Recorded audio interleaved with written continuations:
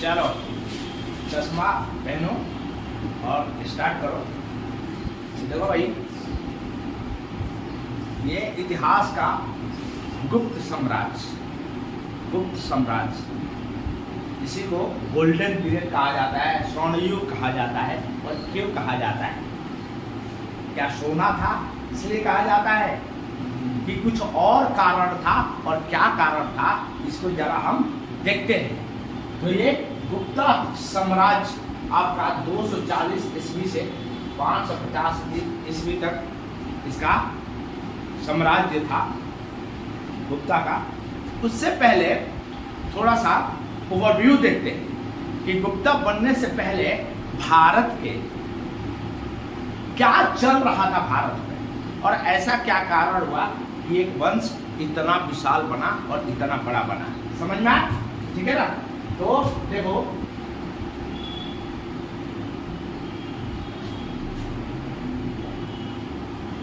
ठीक है, मान लो भारत, ठीक है। तो एक तरीका से देखोगे कि ये वाला जो भाग है, ये भाग कुषाणों का, कुषाण कनिष्क, ठीक है ना? आप देख रहे हो कि इंडो ग्रीक से स्टार्ट होता है। इंडो ग्रीक मतलब जो ग्रीक के थे उनका आक्रमण होता है। उसके बाद कौन आता है? शक आते हैं, ठीक है। फिर पार्थियन, फिर कुषाण, ये आपके वंश, और ये वंश कुषाण वंश इस तरह से फैला हुआ है। समझ में आया? ठीक है ना? इधर देखोगे सातवाहन,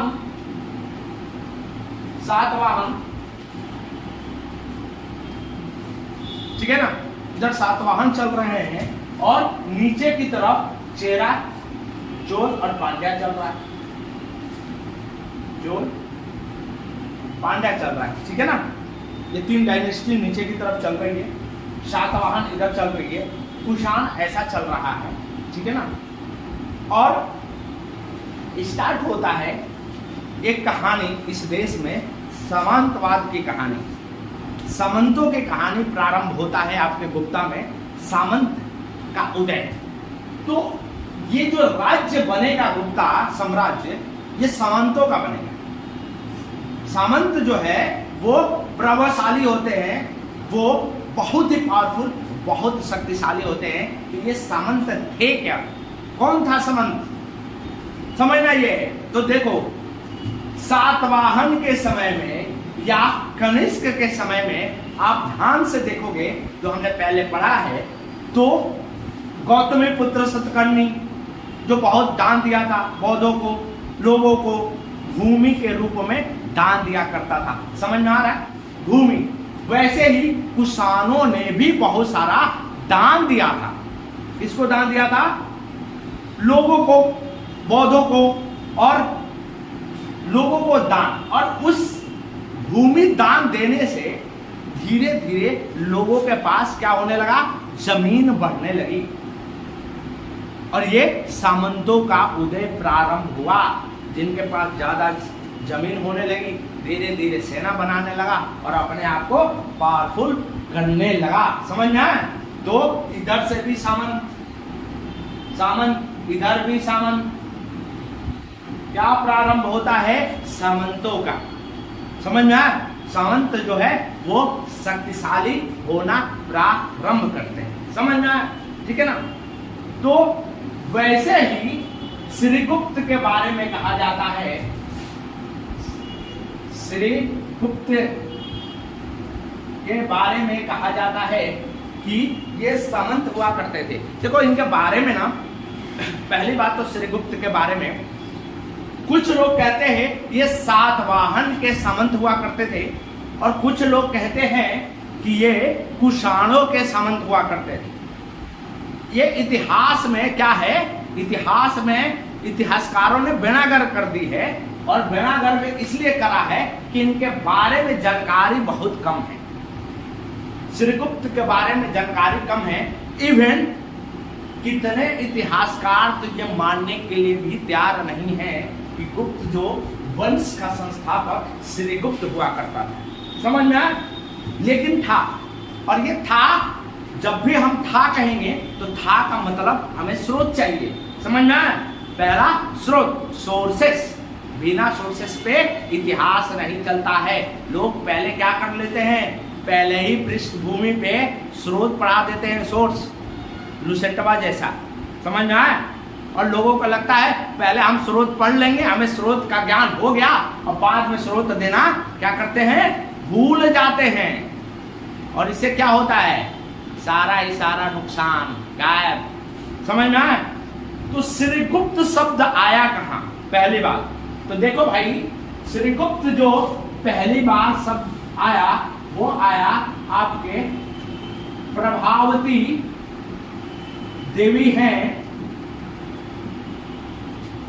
पुणे के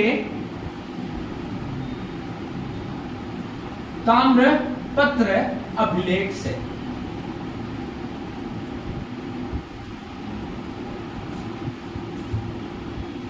श्रीगुप्त के बारे में जानकारी जो हमें मिलता है पहली बार, वो किसके, प्रभावती देवी के पूना पुणे नहीं, आज का जो पूना है, पूना के ताम्र पत्र अभिलेख से।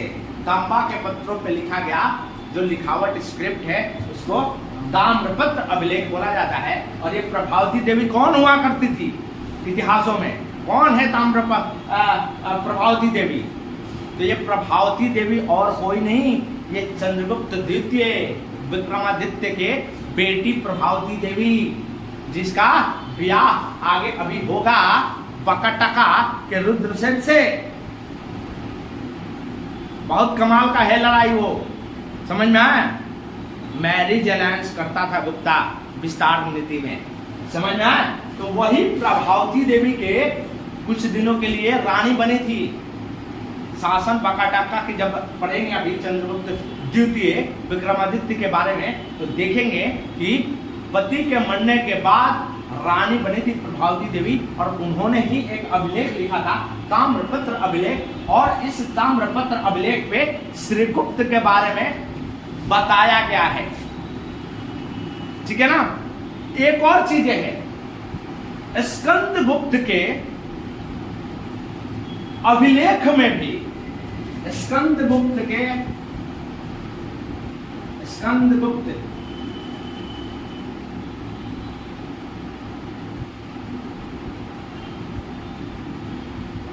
स्कंदगुप्त के अभिलेख में भी वंशावली दी गई है। रीवा की अभिलेख है ये, रीवा की, रीवा अभिलेख में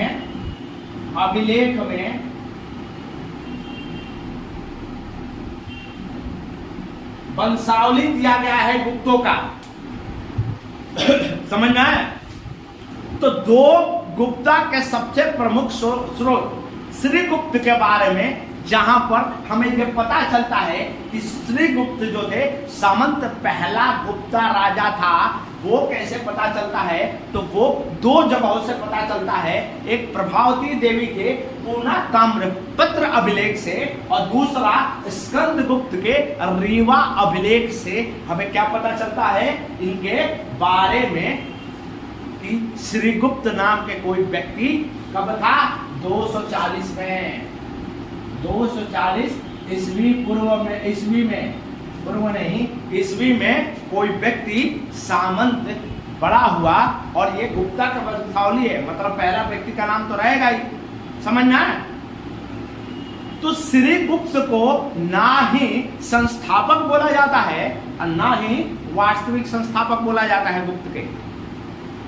गुप्त की कहानी श्रीगुप्त से चलता ही नहीं है, लेकिन इनके बारे में आपको जानना चाहिए कि श्रीगुप्त के बारे में हमें कहां से मिलता है। समझ में आया?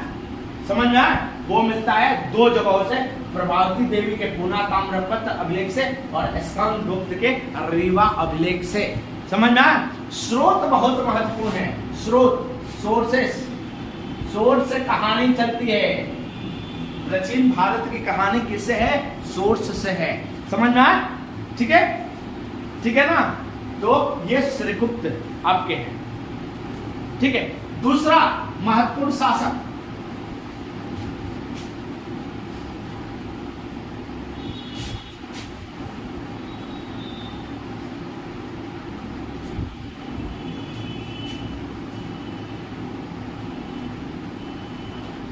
तो इधर देखिए, पहले हो गए आपके श्रीगुप्त, ठीक है ना, श्रीगुप्त। दूसरा हो गए,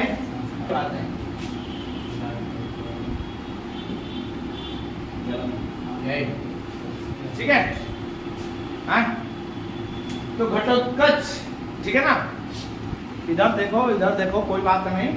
ये दूसरा महत्वपूर्ण राजा, और ये दूसरा महत्वपूर्ण राजा ही नहीं, देखो इनके बारे में जानकारी हमें दो जगहों से प्राप्त होता है। जगहों से प्राप्त होता है, पहले प्रभावती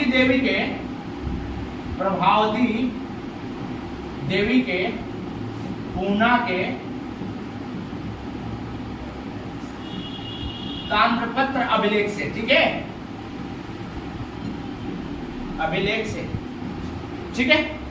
ये जो शासक था वो 280 से 319 ईसा पूर्व, समझना, 280 से 319 ईसा पूर्व में, ईसवी में, ईसा में, ये इनके बारे में जानकारी जो हमें मिलता है वो प्रभावती देवी के पूना ताम्रपत्र अभिलेख से, ठीक है ना। और दूसरा है रिद्धपुर के ताम्रपत्र अभिलेख से, ताम्रपत्र अभिलेख से, समझ में आया? समझ में आया? घटोत्कच के बारे में जो पता हमें चलता है, श्रीगुप्त के बेटा हुआ करते थे, और इनके बारे में हमें जानकारी कहां से प्राप्त होता है? दो जगहों से। वो होता है प्रभावती देवी के पूना ताम्रपत्र अभिलेख से, दूसरा रिद्धपुर ताम्रपत्र अभिलेख से, समझ में आया? जो हमको ये बताता है कि ये पहला शासक जो प्रारंभ होता है गुप्ता का, वो कोई और नहीं, यही है।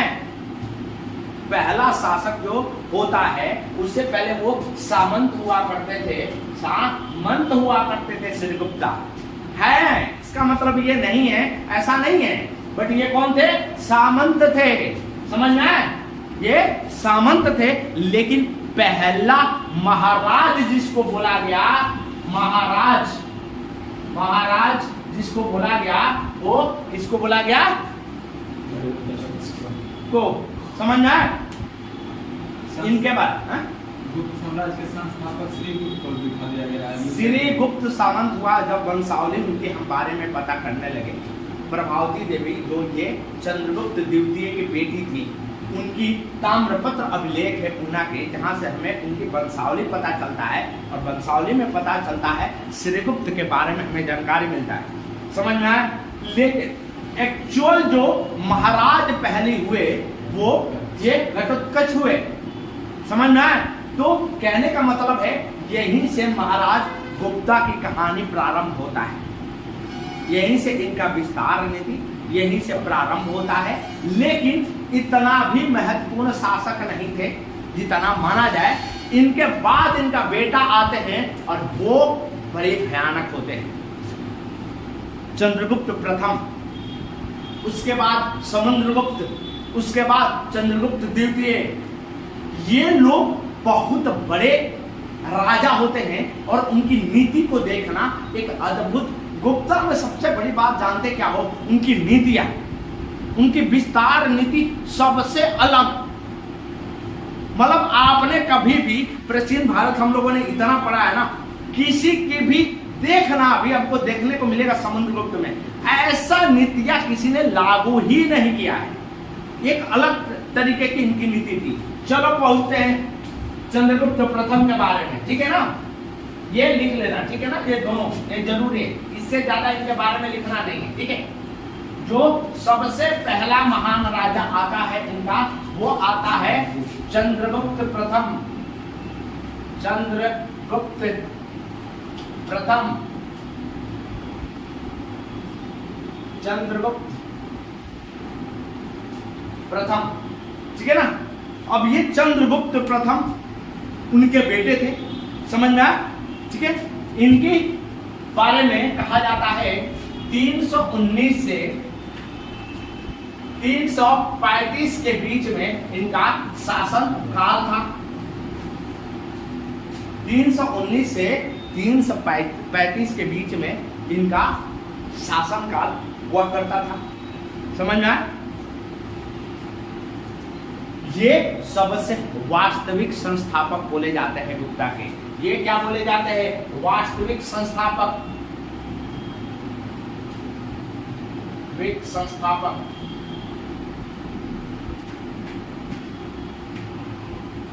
ठीक है, वास्तविक संस्थापक बोले जाते हैं। कौन बोला जाता है? चंद्रगुप्त प्रथम, महान राजा। इनके महानता के बारे में देखो, इनकी विस्तार नीति एक अद्भुत थी। ये शादी करते थे, मैरिज अलायंस करते थे। मैरिज अलायंस करके इन्होंने विस्तार को प्रारंभ किया। ये पहला बुद्धिमान राजा था जो विस्तार नीति लड़ने पे विश्वास नहीं करते थे। लड़ाई करके जीतना ये नहीं जानते थे, ये करते थे शादी। लोग कहते हैं शादी होके हो जाएगी बर्बादी, लेकिन चंद्रगुप्त की बर्बादी नहीं हुई। इन्होंने शादी कर करके इन्होंने क्या विस्तार किया? साम्राज्य का विस्तार किया, समझ में आया। तो इन्होंने पहली जो शादी करी वो कुमार देवी से, कुमार देवी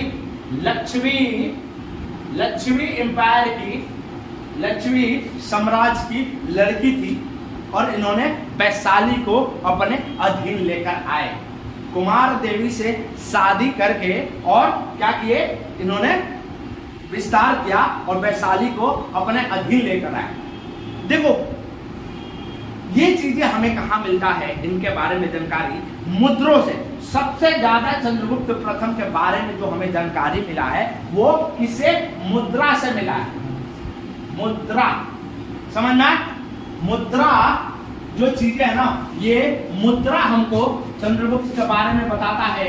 कुमार गुप्त टाइप की एक मुद्रा थी जिसमें कुमार देवी टाइप की एक मुद्रा बोला जाता है। स्वर्ण, चांदी के मुद्रा, समझ में आया? चांदी इन्होंने प्रारंभ करी, चांदी के सिक्के, ठीक है ना। सिल्वर कॉइन इन्होंने प्रारंभ करी, चांदी के सिक्के, ठीक है।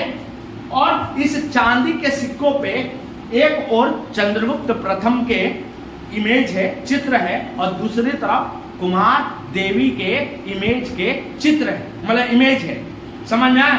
तो कुमार देवी टाइप के पहला सिल्वर के, चांदी के सिक्के इन्होंने प्रारंभ करी चंद्रगुप्त प्रथम ने, समझ में आया? इन्होंने गुप्त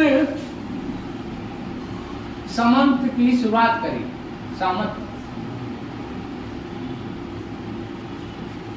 जैसे शक सामंत होती है, वैसे ही गुप्त सामंत की शुरुआत करने वाला चंद्रगुप्त प्रथम थे। ये 319 और 20 को बोला जाता है गुप्त सामंत, ठीक है ना। इन्होंने गुप्त सामंत की शुरुआत करी।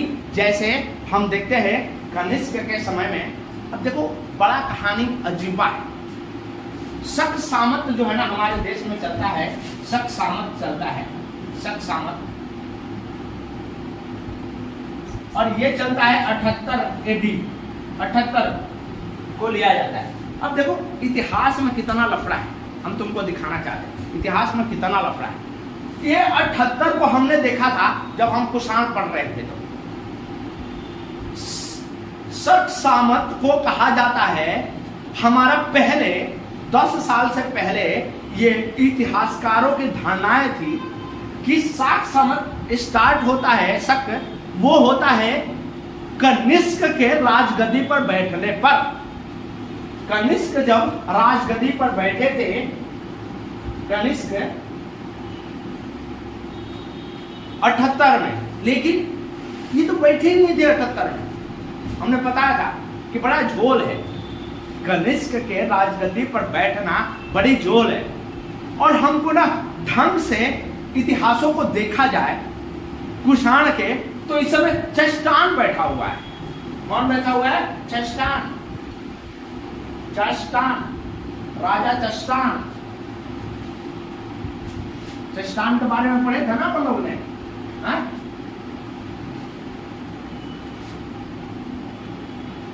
चस्टान, चस्टान बैठा हुआ है 78 ईस्वी में। तो शक सामत स्टार्ट किसने की? कहानी यह है कि ये तो हम ये मान के चलते हैं कि कनिष्क के चलते, क्योंकि कनिष्क जो राजगद्दी पर बैठा था और इसके चलते शक सामत स्टार्ट हुआ था।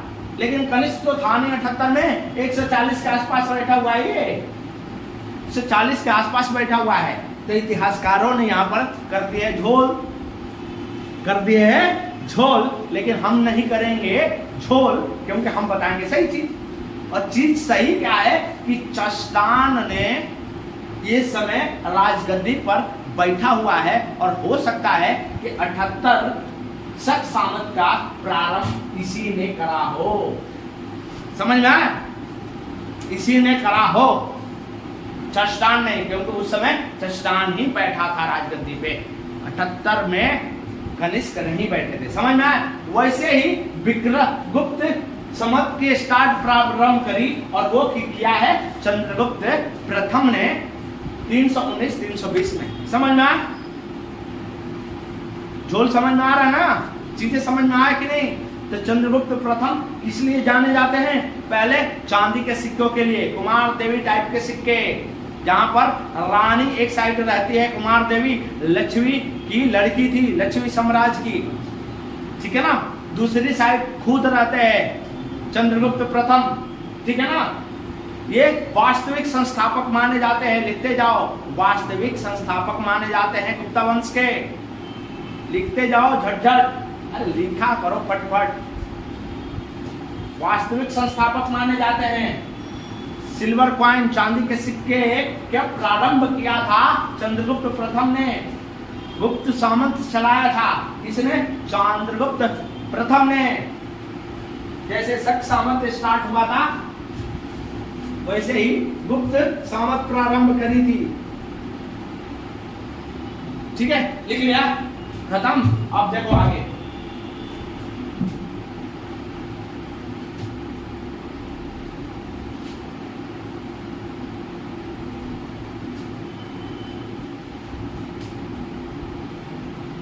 अब आते हैं गुप्त वंश के सबसे महान राजा, जिनका नाम है समुद्रगुप्त।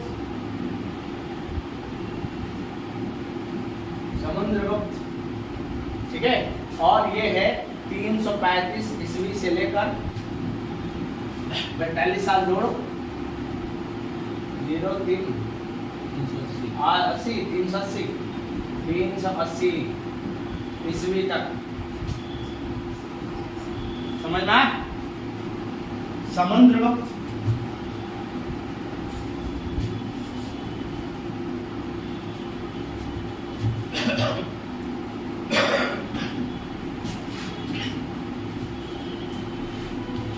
समुद्रगुप्त, ठीक है ना। अब देखो समुद्रगुप्त के बारे में। समुद्रगुप्त जो थे, ये सबसे ज्यादा गुप्त वंश का विस्तार किया।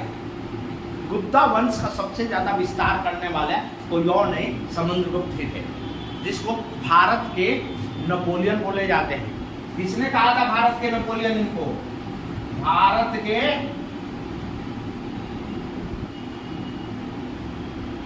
किसने बोला था? विंसेंट स्मिथ ने,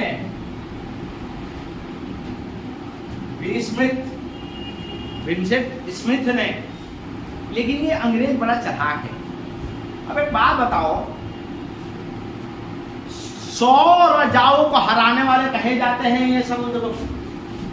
100 राजाओं को हराने वाले या 100 राज्य को हराने वाले समुद्रगुप्त थे।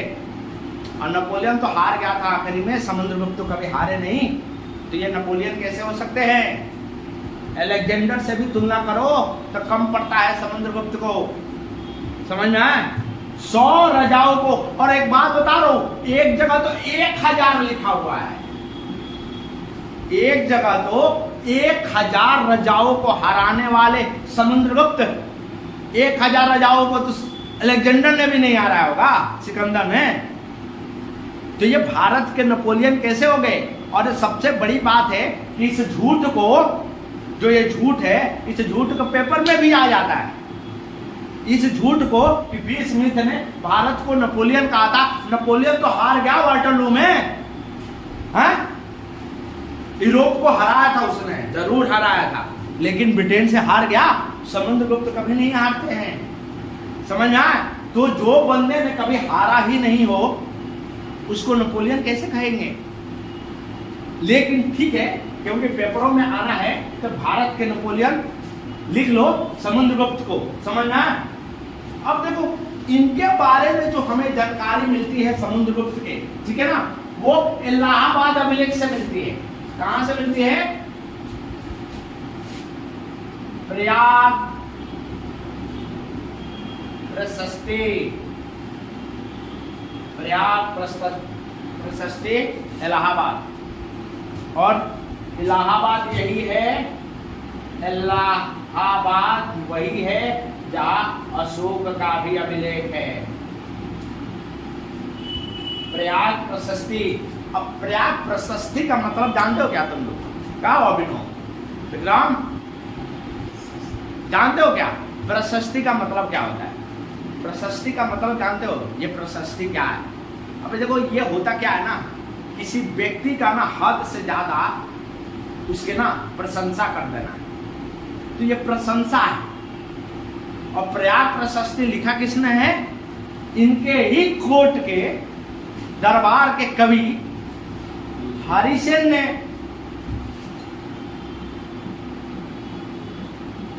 हरिसेन ने प्रयाग प्रशस्ति लिखा है इलाहाबाद को, हरिसेन ने, लिख लो। और इन्होंने, इनकी प्रशंसा है, कविताओं में समुद्रगुप्त की प्रशंसा है, समझ में आया? इतना प्रशंसा, इतनी प्रशंसा समुद्रगुप्त के बारे में हरिसेन ने लिखा है। लेकिन उन्होंने किया होगा तभी तो लिखा है, ऐसे तो लिखेंगे नहीं, समझ में आया? क्या? हाँ अभिलेख है ये, स्तंभ लेख है ये, एक्चुअली स्तंभ लेख है ये, स्तंभ लेख है, प्रयाग प्रशस्ति स्तंभ लेख है, समझ में आया? तो यहां से हमें पता चलता है समुद्रगुप्त के बारे में प्रयाग प्रशस्ति से। और एक चीज और बता दें, गुप्ता के बारे में विवरण है ना, वायु पुराण, पुराणों से भी है, ठीक है ना, पुराणों से भी है, वायु पुराण है आपके, ठीक है ना, तो विष्णु पुराण है, वहां से भी हमें गुप्ता के बारे में पता चलता है, ठीक है। अब देखो इनकी विस्तार नीति, इनकी विस्तार नीति, समुद्रगुप्त की विस्तार नीति, विस्तार नीति,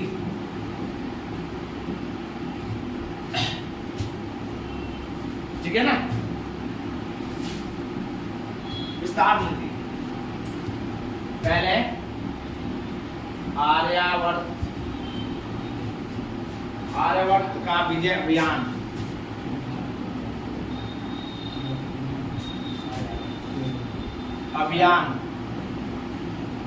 ठीक है ना, आर्यावर्त के विजय अभियान,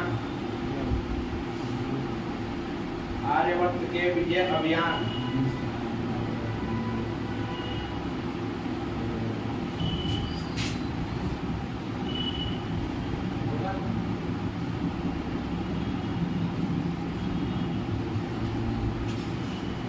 अब देखो इसको राज्य प्रस्भोदरण बोला जाता है। ये है क्या चीज? ये लिख लो, बहुत इंपॉर्टेंट चीज है।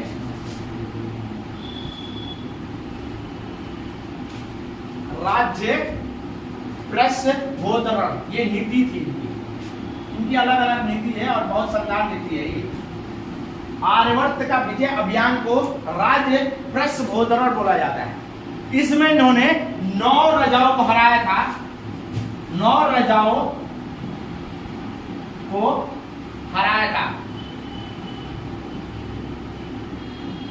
आर्यावर्त के मगध के आसपास 9 राजाओं को इन्होंने हराया था और इस नीति को राज्य प्रस्भोदरण की नीति बोला जाता है समुद्रगुप्त की। एक बार में इन्होंने 9 राजाओं को कुचल दिया था मगध के सामने, मगध के आसपास राजाओं को, समझ में आया? इसको राज प्रसभोदरण की नीति बोला जाता है, समझ में आया। दूसरी है इनकी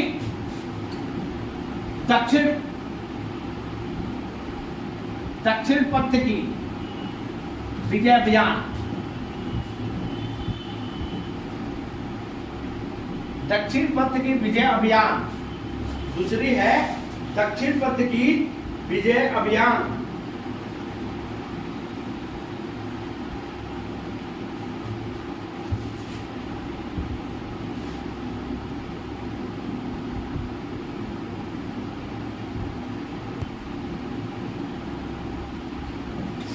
ठीक है ना।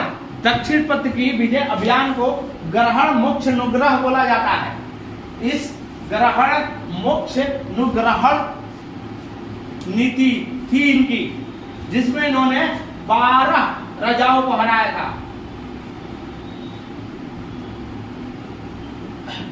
वो हराया था इन्होंने दक्षिण में जाके सारे के सारे 12 राजाओं को हराने वाले ये दक्षिणापथ विजय अभियान बोला जाता है, जिसमें 12 राजाओं को हराया था। और इसको बोला जाता है ग्रहण मोक्ष अनुग्रह। समझ में? तलवार के बलबूते ये हराए थे। ठीक है, 2 हो गए इनका। हाँ, अब देखो तीसरा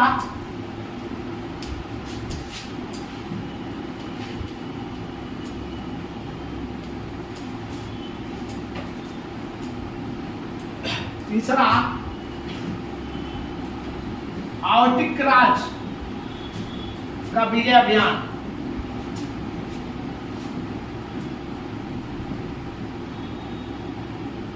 आवटिक राज का विजय अभियान यह मध्य प्रदेश के आदिवासियों को दास बनाए थे, कहा जाता है।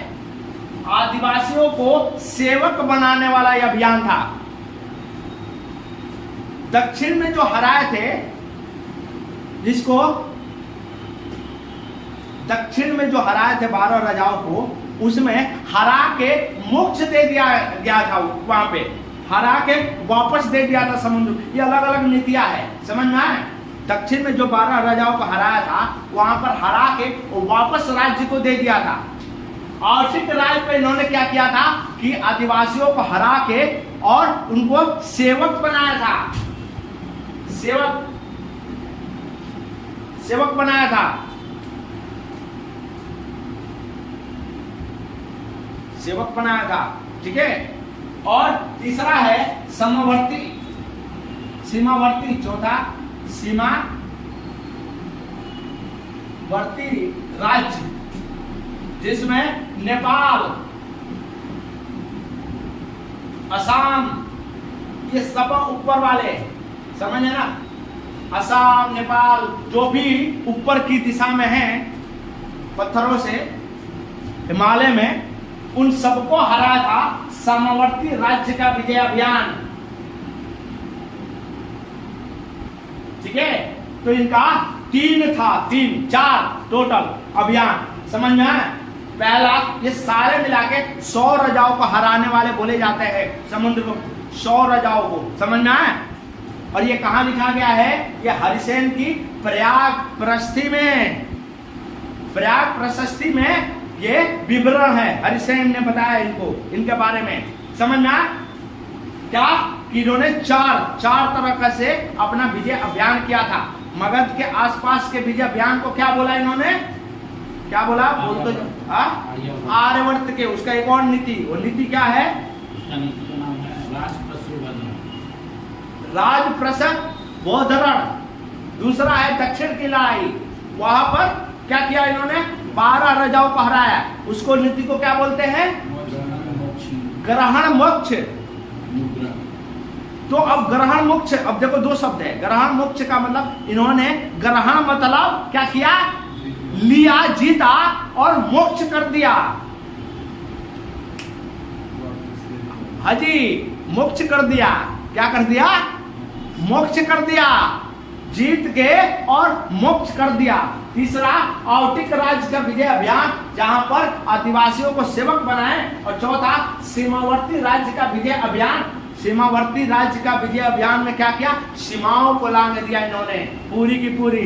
तो सबसे ज्यादा विस्तार किया वो सबसे ज्यादा गुप्त के समुद्रगुप्त ने। समझ में आए? आर्टिक में से जनजाति, आर्टिक जनजातियां मध्य प्रदेश और छत्तीसगढ़ के, आज के छत्तीसगढ़ और मध्य प्रदेश के जो जनजातियां हैं वो इसके अधीन आ रहे थे, आर्टिक राज्य। समझ में आए? अब इनकी मुद्राएं हैं, मुद्रा, इनके बारे में जानकारी जो हमें मिलती है वो खासकर दो जगहों से मिलती है, एक इलाहाबाद के अभिलेख से और दूसरा मुद्रा से। इसे मुद्रा से इन्होंने अलग अलग प्रकार के मुद्रा का इन्होंने बनवाया था। अश्वमेध टाइप के भी एक मुद्रा हुआ करता था, ये जीतते जाते थे